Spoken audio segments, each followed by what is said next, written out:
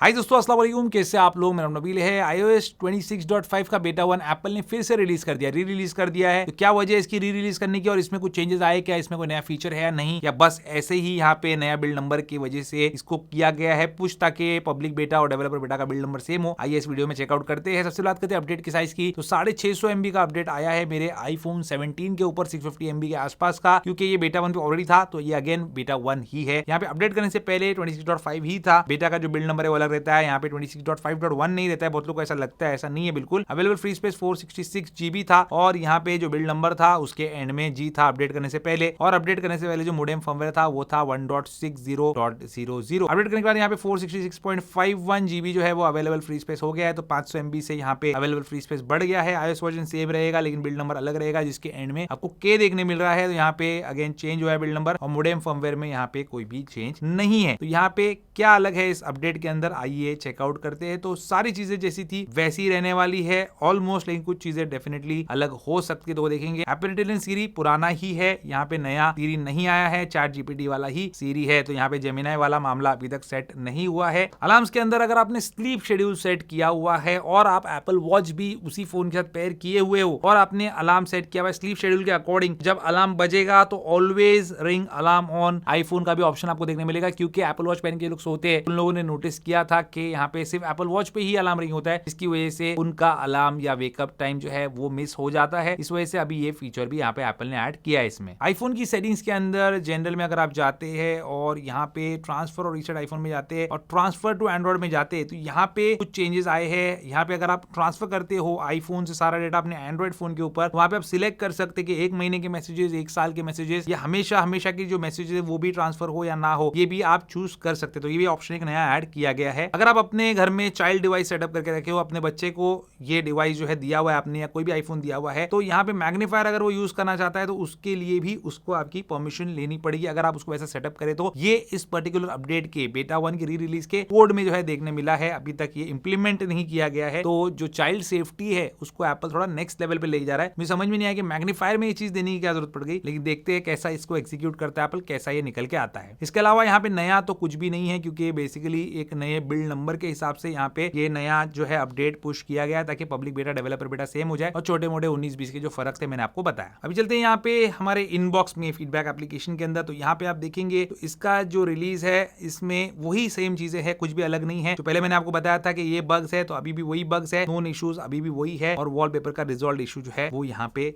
Mention किया Apple ने। इसके अलावा यहाँ पे कोई भी जो है बग फिक्स एप्पल ने स्पेशली इस अपडेट के लिए किया नहीं है। 26.5 के और बेटास आने वाले उसमें वो लोग करेंगे। बैटरी चेकआउट कर लेते हैं। बैटरी हेल्थ तो नहीं गिरी हमारे फोन की, वो देख लेते हैं। तो यहाँ पे बैटरी हेल्थ नॉर्मल थी, और नॉर्मल है 100% थी, 100% है। तो इस अपडेट की वजह से बैटरी हेल्थ गिरी नहीं है, लेकिन रिकैलिब्रेट होकर गिर सकती है। तो इस बात का ध्यान रखना, अपडेट उसका जिम्मेदार नहीं होता। बैटरी हेल्थ गिरने वाली होती है, लेकिन अपडेट की वजह से वो रिकैलिब्रेट हो जाती है, जिसकी वजह से अपडेटेड बैटरी हेल्थ यहाँ पे आपको नजर आएगी। नेटवर्क के अंदर नो चेंज, क्योंकि यहाँ पे कोई भी मोडेम फर्मवेयर नहीं है, नया वाला जो था लास्ट टाइम वही है। और यहाँ पे सेटिंग जनरल आईफोन स्टोरेज में चलते और यहाँ पे देख लेते हैं कि सिस्टम डेटा कितना है। तो बहुत बढ़ चुका है, 23.21 GB हो गया है, जो कि लास्ट अपडेट में कम था। तो यहाँ पे थोड़ा सा एक इशू नजर आ रहा है, लेकिन अगले अपडेट में हम चेक करेंगे कि फिक्स हुआ या नहीं हुआ। अबाउट में चलते एक बार और यहाँ पे देखते तो 466.51 जो था वो अब 465 हो गया। तो यहाँ पे भी 600 MB घट गया है, ऑब्वियसली सिस्टम डेटा की वजह से। बहुत ज्यादा कंसर्न ही तो नहीं, लेकिन छोटा मोटा कंसर्न जो है वो यहाँ पे हमको लगता है, लेकिन इतनी कोई बड़ी बात नहीं है। इसका परफॉर्मेंस ओवरऑल ठीक है। एक बार जो है मैं सेटिंग में चलना चाहता हूँ। मैंने लास्ट टाइम को बताया था कि वॉलपेपर में लैग करता है ये अपडेट, और यहाँ पे 120 हर्ट्ज के रिफ्रेश रेट वाला ही मेरा पास फोन है, ये iPhone 17। यहाँ पे ऐड न्यू वॉलपेपर में जाते हैं और यहाँ पे आप देखेंगे तो अभी भी इसके अंदर लैग है। बहुत ही स्मूथ स्क्रॉलिंग नहीं है, पहले के मुकाबले बेटर है, लेकिन बहुत ही लैग है और गंदा लगता है यूज करने में। बाकी यहाँ पे मैंने Geekbench के स्कोर्स निकाला है, तो वो भी चेक कर लेते हैं। पिछले वाले अपडेट से कुछ यहाँ पे बेहतर स्कोर्स आए हैं या नहीं आए हैं। तो सीपीयू की हिस्ट्री देखते हैं। यहाँ पे जो पिछला स्कोर था 3694 और 9522 था, अभी घट गया है। सिंगल कोर का स्कोर हल्का सा बढ़ा है, लेकिन मल्टी कोर का स्कोर 500 पॉइंट से घट गया है। तो ये जो है थोड़ा कंसर्निंग है इस वाले अपडेट के लिए, लेकिन कभी कभी अपडेट इंस्टॉल के बाद जब हम चेक करते हैं तो उस टाइम पे गलत भी दिखाता है। तो आगे देखेंगे नेक्स्ट अपडेट के अंदर। लेकिन अभी यहाँ पे स्कोर जो है वो कम नजर आ रहा है। जो Geekbench का स्कोर है वो पिछले वाले स्कोर से बिल्कुल मिलता जुलता है, लेकिन यहाँ पे सीपीयू का स्कोर में जो मल्टी कोर का स्कोर है वो काफी ज्यादा मुझे कम लगा। शायद इसमें थ्रॉटलिंग भी हो रही है इस अपडेट के अंदर हमारे आईफोन में। अब कमिंग अपडेट्स क्या रहेंगे, तो अगले हफ्ते के जो स्टार्ट है उसमें ही आपको इसका बेटा 2 जो है देखने मिल सकता है, बहुत ज्यादा इसके चांसेस है। और उसके बाद जो है आपको इस मंथ के एंड में या नेक्स्ट मंथ के स्टार्ट में मिलेगा इसका final stable version. Most probably next month में वो चला जाएगा। तो यही है इसकी कहानी। बाकी आपको ये अपडेट करना चाहिए या फिर नहीं करना चाहिए, तो देखिए इस अपडेट में छोटे मोटे कंसर्न मुझे नजर आए, जैसे जैसे कि स्टोरेज का घट जाना और यहाँ पे परफॉर्मेंस का घटना। लेकिन अगर आप बेटा पे ऑलरेडी हो तो ये अपडेट कर लीजिए बेटा टेस्टिंग के लिए, बाकी स्टेबल वर्जन वाले तो इससे दूर ही रहिए। यही दिखानी दोस्तों iOS 26.5 बेटा 1 के री रिलीज की। उम्मीद करता हूं आपको आज का हमारा वीडियो पसंद आएगा। पसंद लाइक जरूर कीजिए, मेरे चैनल को सब्सक्राइब जरूर कीजिए। Good bye.